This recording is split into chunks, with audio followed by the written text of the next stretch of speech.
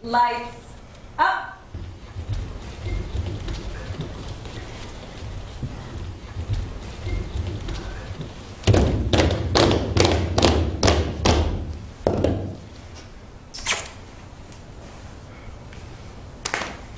I love you.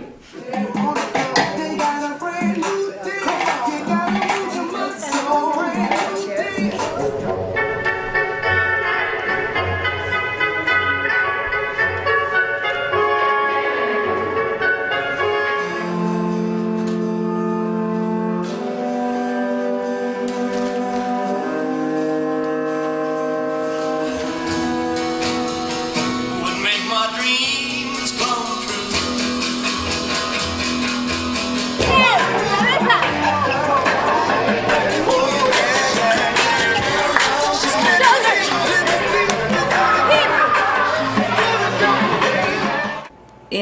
In a society that's totally obsessed with youth and perfection of the body, the dance generators defy sort of conventional ideas about beauty. We have dancers in their teens, Tenemos bailarines en sus 20s, in their 20s, in our 30s, in their 40s, 50s, in their 60s, and 70s. This was sort of described as dancing, but for students and for seniors, and I thought, oh, it got to be different. I'll see what it is. So we're not interested in creating relationships between generations that are sort of traditional. You're not put in a box. Yes, you're 80, and yes, you can move. Hey, I could do it if I wanted to. I needn't let age be a barrier. The work that we do with school children, we really try to show examples where the children can see older people on stage and say, look, they can do that, so can I.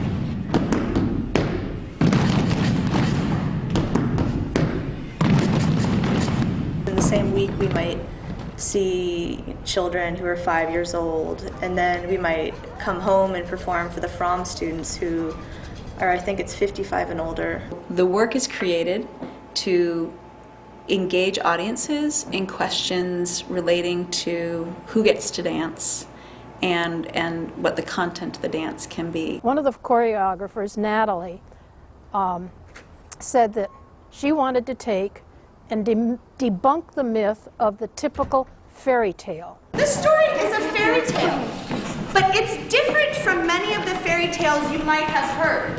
So I'd like you to listen and think about how this princess is a very special and unique fairy tale character.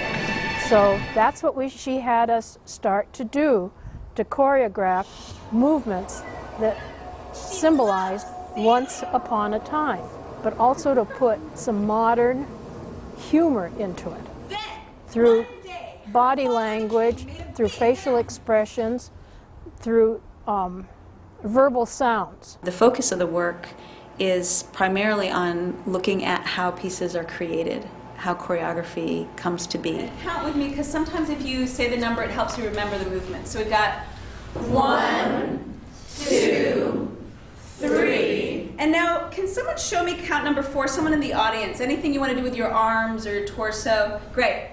4. She was getting a hair out of her. You learn different movements, and once you think you've learned the movement, you say, I got it. Then they'll say, now we'll tweak it. And once they're satisfied with what they think might be, never is, but might be close to the final product, then they'll say, all right, now we'll rehearse it. But in the meantime, you've gone through variations of the same movement. And after a while, it becomes a game. And you get to use your mind, which in a way you'd not used it in years. I've been with, thank goodness, the dance generators for 2 years now, 2 semesters. And it's just been a wonderful experience. It has really fortified me. One dancer, Margot, has been dancing her whole life, and she brings a very, she's very creative, but she also brings a very technical aspect to the group that people can kind of pull from. Dance was my first love, and probably the last thing I'll do on this planet. So I am here to dance for you. I come from a very disciplined background in dance, and this has just been revolutionary for me. It's been awe-inspiring in that I can break the mold a little bit. There was a certain set of skills or techniques that you needed in order to succeed and in order to become a professional dancer. It's a different kind of discipline. It's experimental, if you will. More and more in contemporary choreography, sort of the line between theater and dance is blurring, and actually here at USF, the dance and theater program work very closely together. So when you're talking and working with people who have been in motion for 50 years, the palette of movement changes. Part of the process in the rehearsing was a sense of age and aging.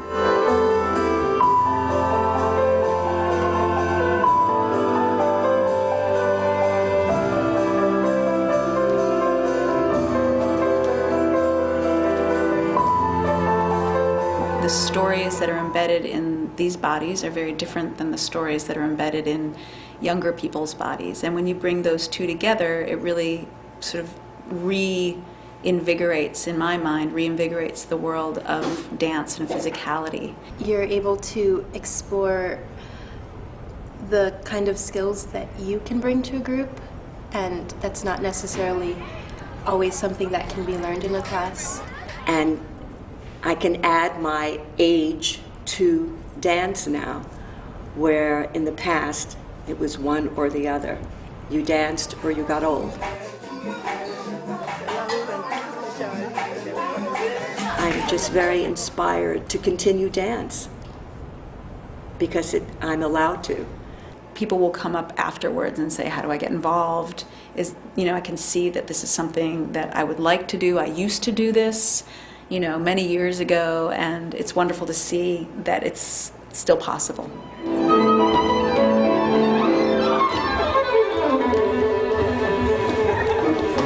Back up to our ears and back down. And one shoulder, up, down, other shoulder. Right, step around the floor, kind of nice and light, and then you twist around with all of your might.